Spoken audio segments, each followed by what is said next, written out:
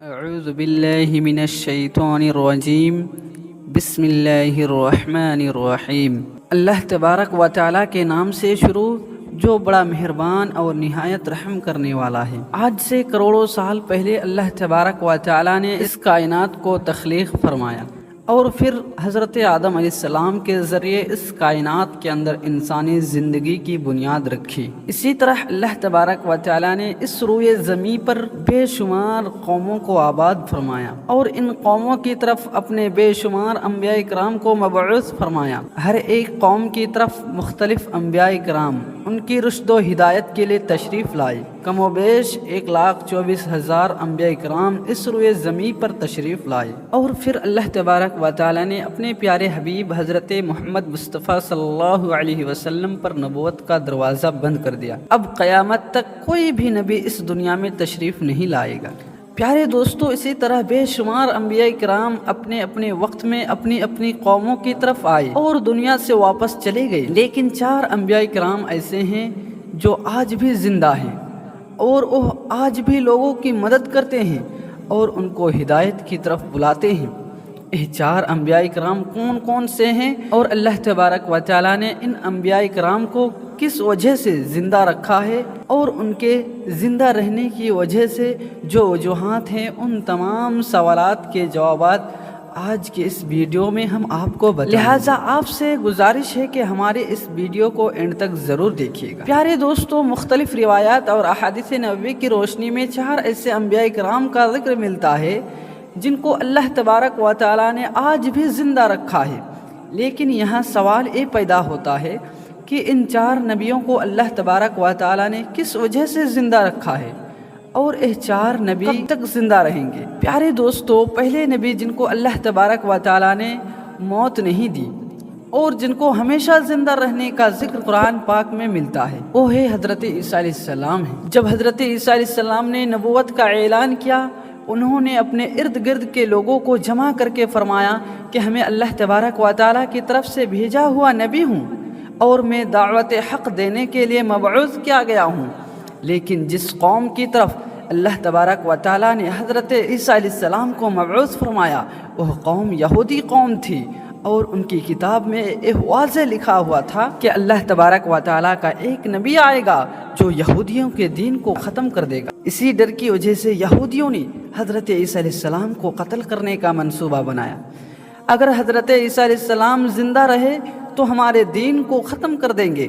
چنانچہ حضرت عیسیٰ علیہ السلام اللہ تبارک و تعالیٰ کے حکم کے مطابق ان یہودیوں کو حق کی طرف بلاتے رہے اور دعوت حق دیتے رہے، لیکن وہ بدبخت قوم آپ پر ایمان نہ لائے اور آپ کو جھٹلاتی رہی اور آپ پر طعن و تشنیع کرتی رہی۔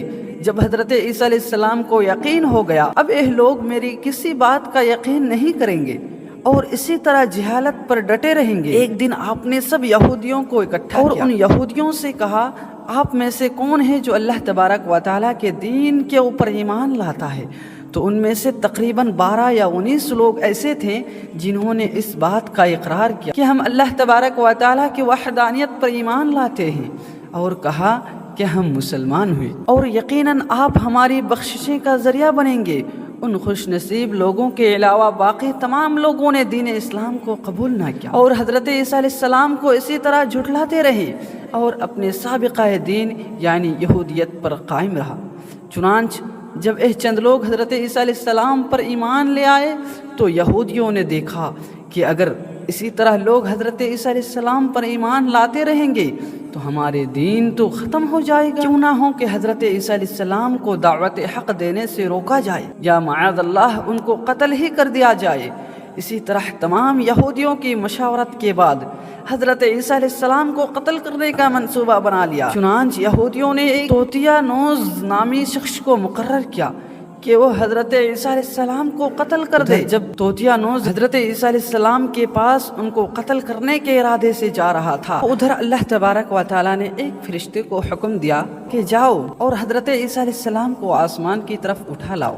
وہ فرشتہ اللہ تبارک و تعالیٰ کے حکم کے تعمیل کرتے ہوئے حضرت عیسیٰ علیہ السلام کی طرف گیا اور حضرت عیسیٰ علیہ السلام کو اپنے ساتھ آسمانوں کی طرف لے آیا۔ جب آپ آسمانوں پر پہنچے تو آپ کی ملاقات آپ کی والدہ یعنی حضرت مریم رضی اللہ تعالی عنہا سے ہوئی۔ اس وقت آپ کی والدہ نے آپ کو گلے لگا کر پیار کیا۔ آپ نے اپنی والدہ سے فرمایا کہ اماں جان اب ہماری ملاقات روز قیامت ہی ہوگی۔ اسی طرح حضرت عیسیٰ علیہ السلام آسمان کی طرف اٹھائے گئے تو اس وقت اس کی عمر 33 سال تھی۔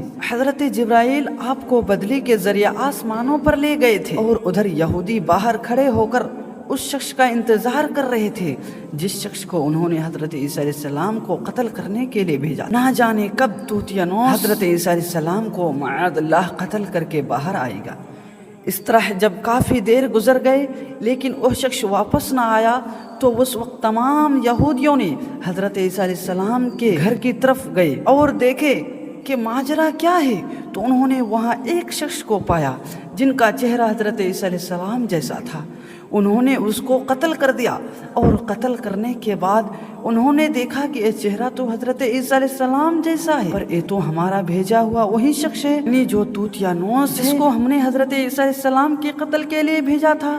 یہ ماجرا دیکھ کر تمام یہودی پریشان ہو گئے اور دو گروہ کے اندر تقسیم ہو گئے۔ ان تمام یہودی آپس ہی میں لڑنے اور جھگڑنے لگے۔ اس لڑائی کے اندر بہت سارے یہودیوں کا قتل عام ہوا، جس طرح کہ اللہ تبارک و تعالی سورۃ النساء کے اندر فرماتا ہے، اور ان کے اس کہنے کی وجہ سے کہ ہم نے اللہ تبارک و تعالی کے رسول حضرت عیسیٰ علیہ السلام کو قتل کر ڈالا، حالانکہ انہوں نے ان کو قتل نہ کیا اور نہ ہی انہیں سولی پر چڑھایا، مگر ان کے لیے کسی کو حضرت عیسیٰ علیہ السلام کا ہم شکل بنا دیا گیا۔ اور بے شک جو لوگ ان کے بارے میں اختلاف کر رہے ہیں وہ شک میں پڑے ہوئے ہیں اور ان کے پاس کچھ بھی علم نہیں، مگر یہ لوگ گمان کی پیروی کر رہے ہیں، بلکہ اللہ تبارک و تعالیٰ نے حضرت عیسیٰ علیہ السلام کو آسمانوں کی طرف اٹھا لیا تھا اور یقیناً وہ قتل نہیں کیے گئے، اور اللہ تبارک و تعالیٰ غالب حکمت والا ہے۔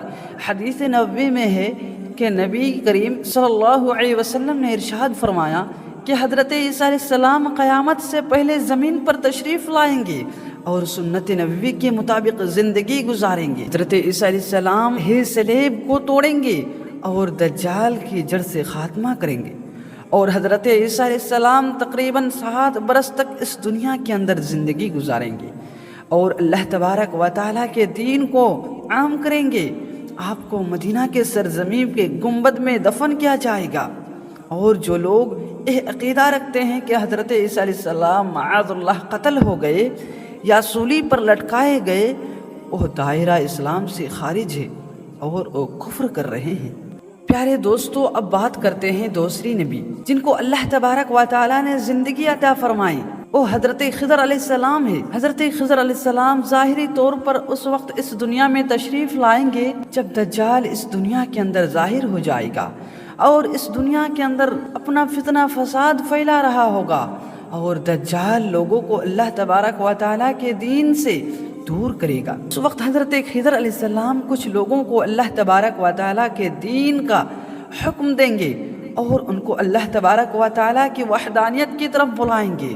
اور ایک دوسری روایت میں آتا ہے کہ حضرت محمد مصطفیٰ صلی اللہ علیہ وسلم اپنے صحابہ کرام کو حضرت خضر علیہ السلام کا قصہ سنا رہے تھے کہ آپ نے فرمایا کہ حضرت خضر علیہ السلام کا باپ ایک بادشاہ تھا جو حضرت خضر علیہ السلام کو اپنی بادشاہت سے نوازنا چاہتا تھا، لیکن حضرت خضر علیہ السلام کو دنیا کی بادشاہت پسند نہ آئی، تو حضرت خضر علیہ السلام نے اپنے والد کی سلطنت کا جانشین بننے سے انکار کر دیا اور اپنے والد گرامی سے ناراض ہو کر جنگلوں کی طرف چلے گئے جہاں ان کو کوئی بھی ڈھونڈ نہ سکا، اور وہاں آپ عبادات الہی میں مصروف ہو گئے۔ اسی دوران آپ کا گزر ایک آب حیات کے چشمے سے ہوا، اسی چشمے سے پانی پی کر آپ باحیات زندہ رہنے میں کامیاب ہو گئے۔ حضرت انس رضی اللہ تعالی عنہ کی ایک روایت نقل کی ہے کہ جب اللہ کے پیارے نبی حضرت مصطفیٰ صلی اللہ علیہ وسلم کا ظاہری وصال ہوا تو ایک بزرگ سارے مجمع سے ہوتا ہوا حضور صلی اللہ علیہ وسلم کے جسم کے پاس آ کر رک گیا۔ اس وقت اس شخص نے کچھ پڑھا اور واپس چل دیا۔ اس کے جانے کے بعد وہاں موجود صحابہ کرام نے پوچھا کہ یہ شخص کون تھا، تو اس وقت اس مجمع میں موجود کوئی بھی انسان اس شخص کے بارے میں علم نہ رکھتا تھا۔ تو اس وقت حضرت علی رضی اللہ تعالیٰ عنہ بولے کہ اس شخص کو میں جانتا ہوں، یہ حضرت خضر علیہ السلام ہے۔ حضرت خضر علیہ السلام اللہ تبارک و تعالیٰ کے حکم سے مصیبت زدہ لوگوں کو رہنمائی کرتے ہیں، اور حضرت خضر علیہ السلام لوگوں کی اصلاح کر کے ان کو اللہ تبارک و تعالیٰ کے حکم کے مطابق زندگی بسر کرنے کا حکم دیتے ہیں۔ پیارے دوستو، حضرت عیسیٰ علیہ السلام اور حضرت خضر علیہ السلام کے بعد تیسرا زندہ نبی جن کا ذکر ملتا ہے وہ حضرت الیاس علیہ السلام۔ آپ کا ذکر قرآن پاک میں 2 جگہوں پر موجود ہے، جس طرح کے تفاسیر میں بیان کیا گیا ہے کہ حضرت الیاس علیہ السلام کو ایک نورانی گھوڑے پر بیٹھا کر آسمانوں کی طرف لے جایا گیا، جس طرح کہ حضرت انس رضی اللہ تعالی عنہ سے روایت ہے کہ وہ فرماتے ہیں کہ میرا اور حضرت محمد مصطفیٰ صلی اللہ علیہ وسلم کا گزارا ایک پہاڑی سے ہوا۔ وہاں سے گزرتے ہوئے ہمیں ایک آواز سنائی دی کہ اللہ تبارک و تعالی مجھے بھی حضرت محمد مصطفیٰ صلی اللہ علیہ وسلم کا امتی بنا دے۔ یہ آواز سنتے ہی اللہ تبارک و تعالی کے نبی نے مجھے حکم دیا کہ انس رضی اللہ تعالی عنہ اس آواز کا پتہ لگاؤ، کون ہے؟ حضرت انس رضی اللہ تعالی عنہ بیان فرماتے ہیں کہ جب میں اس پہاڑی کے اندر گیا تو میں نے دیکھا کہ ایک سفید پوش بزرگ اللہ تبارک و تعالیٰ کی عبادت میں مشغول تھا۔ جب اس نے مجھے دیکھا تو کہا کہ اے بندہ، تو حضرت محمد مصطفیٰ صلی اللہ علیہ وسلم کا صحابی ہے؟ تو اس وقت حضرت انس رضی اللہ تعالی عنہ نے جواب دیا، جی ہاں۔ اس بندے نے کہا کہ میرا سلام حضرت محمد مصطفیٰ صلی اللہ علیہ وسلم کو پہنچا دو، اور حضرت محمد مصطفیٰ صلی اللہ علیہ وسلم کی بارگاہ میں عرض کرنا کہ حضرت الیاس علیہ السلام آپ کو ملنا چاہتے ہیں۔ آپ نے واپس آ کر حضرت الیاس علیہ السلام کا پیغام حضور صلی اللہ علیہ وسلم کی خدمت میں پیش کیا، تو حضور صلی اللہ علیہ وسلم میرے ساتھ وہاں سے چلے گئے۔ جب ہم لوگ حضرت الیاس علیہ السلام کے پاس پہنچے تو میں پیچھے کھڑا ہو گیا، تو حضور صلی اللہ علیہ وسلم اور حضرت الیاس علیہ السلام کافی دیر تک آپس میں بات چیت کرتے رہے۔ اللہ تبارک و تعالیٰ کی طرف سے ان پر آسمان سے کھانا نازل ہوا، تو حضرت محمد مصطفیٰ صلی اللہ علیہ وسلم نے مجھے بھی پاس بلا لیا۔ اس طرح ہم تینوں نے مل کر کھانا کھایا۔ جب کھانا ختم ہوا تو میں نے دیکھا کہ ایک سفید پرندہ آسمان سے نیچے کی طرف آ رہا ہے۔ وہ پرندہ حضرت الیاس علیہ السلام کے پاس آیا، اور حضرت الیاس علیہ السلام اس پرندے پر سوار ہو کر آسمان کی طرف چلے۔ بعض علماء کرام نے لکھا ہے کہ حضرت الیاس علیہ السلام اور حضرت خضر علیہ السلام ہر رمضان میں بیت المقدس تشریف لاتے ہیں اور وہاں پر روزے رکھتے ہیں، اور حج کے موقع پر حج ادا کرتے ہیں۔ یہ دونوں نبی مختلف مقامات پر مصیبت میں زیادہ لوگوں کی مدد کرتی ہیں۔ پیارے دوستو، اب بات کرتے ہیں چوتھے نبی کی جو آج بھی زندہ ہے، وہ ہے حضرت ادریس علیہ السلام ہیں، جن کے زندہ ہونے کی بھی روایات ملتی ہیں۔ جس طرح کہ اللہ تبارک و تعالیٰ سورہ مریم کے اندر ارشاد فرماتا ہے کہ وہ ایک نیک اور پرہیزگار انسان اور نبی تھے کہ اللہ تبارک و تعالیٰ نے حضرت ادریس علیہ السلام کو جنت سے اٹھا لیا تھا۔ پیارے دوستو، شب معراج کی رات چوتھے آسمان پر حضرت محمد مصطفیٰ صلی اللہ علیہ وسلم اور حضرت ادریس علیہ السلام کی ملاقات ہوئی تھی۔